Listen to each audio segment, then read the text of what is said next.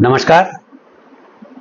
Now we have come to advertised tender inquiry, that is open tender. So far we have discussed direct purchase and LPC recommended, local purchase committee recommended purchase.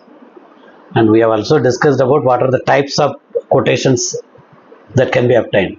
Now we are seeing among that the topmost advertised tender inquiry, which is nothing but open tender. Rule number 161. Subject to exceptions incorporated in rule number 154. 154 is direct purchase up to 50,000 value. 155 is local purchase committee recommended purchase. 162 limited tender we are going to discuss later. And 166 is single tender, that also we will discuss later. Invitation to tenders by advertisement should be used for procurement of goods or of estimated value rupees 50 lakhs or more. 50 lakhs or above value, necessarily you should go for open tender only. So that is advertised tender. Advertisement in such cases should be given on Central Public Procurement Portal at www.eprocure.gov.in, which is actually manned by National Informatics Center, and on government e-marketplace, because now you are buying items since they are not in gem.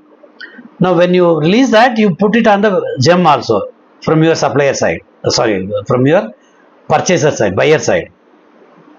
So gem also you have to publish. An organization having its own website should also publish all its advertised tender inquiries in the website.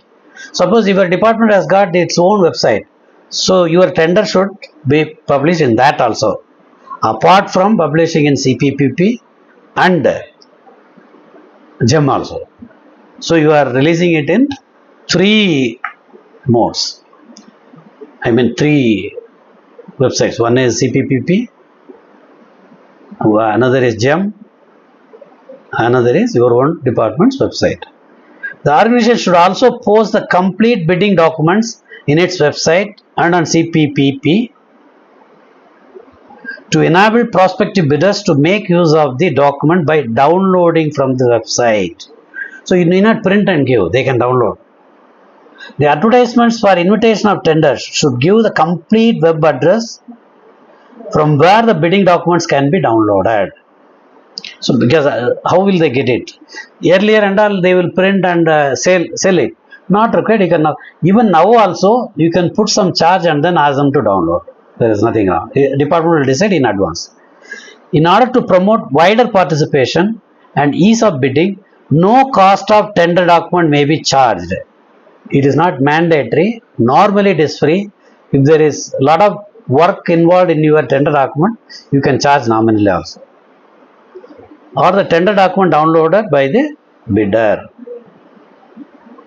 Where the ministry department feels that the goods of the required quality, specification, etc. may not be available in the country, and it is necessary to also look for suitable competitive offers from abroad, the ministry department may send copies of the tender notice to the Indian embassies abroad as well as the foreign embassies in India of that particular country.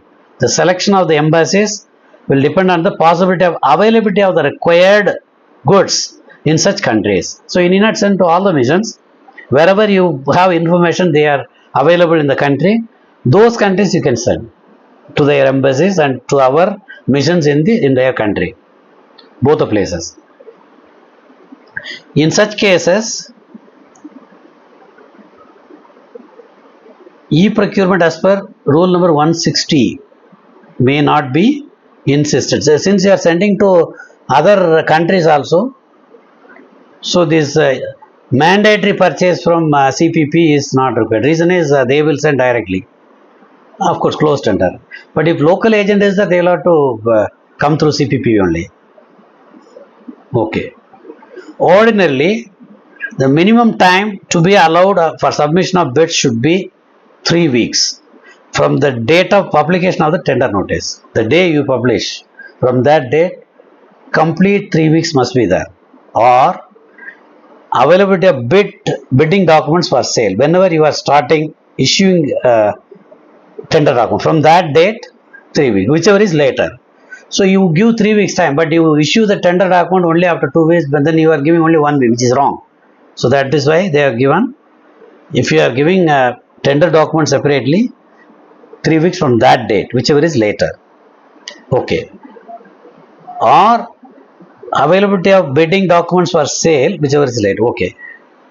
Where the department also contemplates obtaining bids from abroad, the minimum period should be kept as 4 weeks. One more week is given if it is for both domestic and foreign bidders, if you get biddings from abroad also.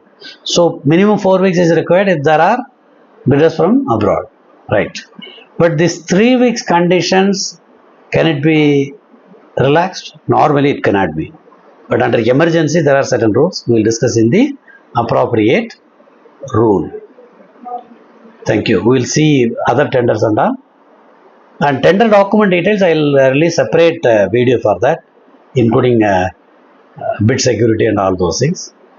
So now the condition is, if the value is above 50 lakhs, you have to go by open tender through CPP, Central Public Procurement Portal, and your department's own website also, apart from releasing through GEM. Thank you. Remaining subjects in the next videos.